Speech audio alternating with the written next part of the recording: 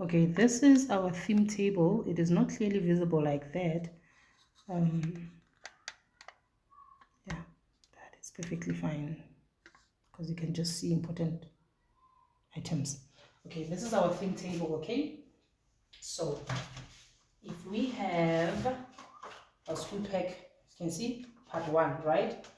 We have a table in here that is showing you the things that you do during morning rain. During morning rain, this is the activities that you do, okay? The updated version has same things, but we just added a few things, okay? This one is for grade R, right? Your morning rain activities that you do during morning rain. You have done them all, and now you are here at theme discussion. This is what the theme display here. This is what we're going to do. Meaning after doing all these things, the children are going to gather next to this table. You understand? So this is in part 1, right? And then now we're going to do theme display, theme discussion. This is what we're going to do, right?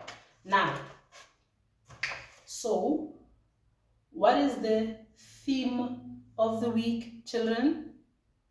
Our theme of the week is sound. Sound. Or our theme of the week is hearing. That is why you see an ear there. That this ear represents hearing, because this whole week we're going to be talking about sound. Okay, as we all know. Okay, so now something that I don't want to forget here. Is it in here or in other books? Okay, we have a theme, right? Again, we have subtopics. Under every theme we have subtopics. Sound, okay? After every theme, it is still in the same book for School Pack Part 1. We have subtopics, right? So on Monday, if I talked about how my ear looks like, on Tuesday I'm going to talk about sounds we hear, telephones, keeping me safe, so on and so forth, okay? So yeah, stuff like that. Let's say today, on this subtopics, let's say today we are introducing an ear. Okay, so just the children looking at an ear, how our ear looks like. Okay, so we're going to talk about ears. The children are going to go around looking at ears of other children, because we are exploring an ear. Okay, my ear has a big lobe, my ear has this and that. Do you understand? Then from there, on the table there should be anything. On the table there should be anything that represent the theme. For example, we have a craft there. So these are just sort of drumstick. Okay, these are sort of drumsticks. Okay, for hearing. Okay, you can even put a book there, a puzzle there, whatever. All right. So at this point, I can say we are done with the theme, and then let us go to shape of the week. Let us go to shape of the week. Our shape of the week. So what is the shape of the week, kids? Our shape of the week is arrow. Okay, pointed. Our shape of the week is arrow. This is you showing them the arrow. So tell them to print it in the air. Now they're going to try to draw it in the air. If you know a rhyme about shapes, you sing for them. Okay, you can even show them items. Maybe you have a basket full of items that are that shape. You can show them, you can present to them one by one. All right, and then we come to the table. On the table there, if you can see the green part on the table there, the fire sign, say the fire safety sign. It is just like this arrow. Okay, now we are done. What is the color of the week? Our color of the week is purple. Okay, and then from there, look around, kids, look around in the classroom and show me anything that is color purple. And then they start pointing, and then you tell them, no, we don't point, we talk. That skirt is purple. The table is purple. She's wearing a purple jersey, okay? If you have a rhyme about colors, you can sing it, all right? And then the word of the week. The word of the week. Oh, by the way, the color purple should be this side, right? Yeah. So that we are neat. This side is represented by everything that is in here, and then this side is represented by everything that is in here. We just try to be neat. It's not like it's supposed to be this way. So, what is the word of the week? Rat. Okay, so we have a book here, guys. We have a book here. It has a rat. Okay, can you read a bit? This is a rat. Okay, just gonna look at the part. This is a mat, just to represent. This is a hat. Okay.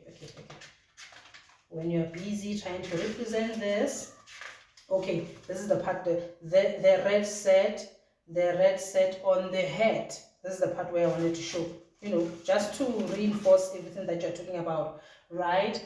And then we have number of the week. What is the number of the week? Our number of the week is 7. Someone printed in the air, they are printing it in the air. Can we jump 7 times? 1, 2, 3, 4, 5, 6, 7.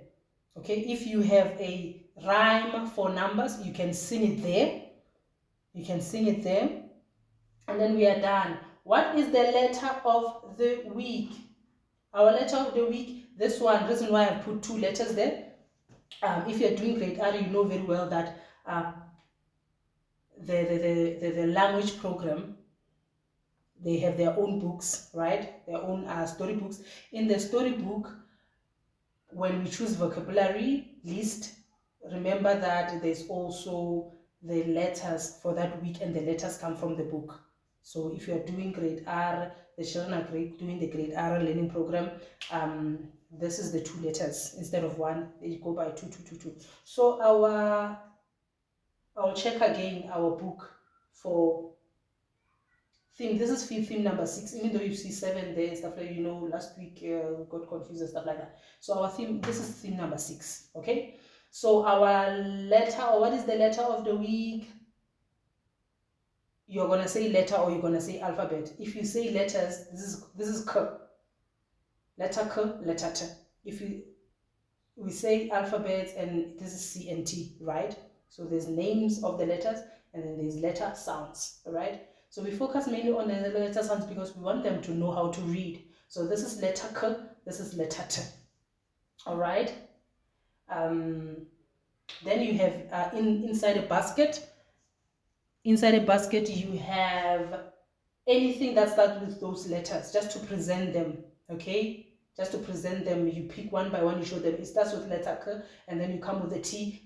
This and that comes with starts with letter T. All right? Yes.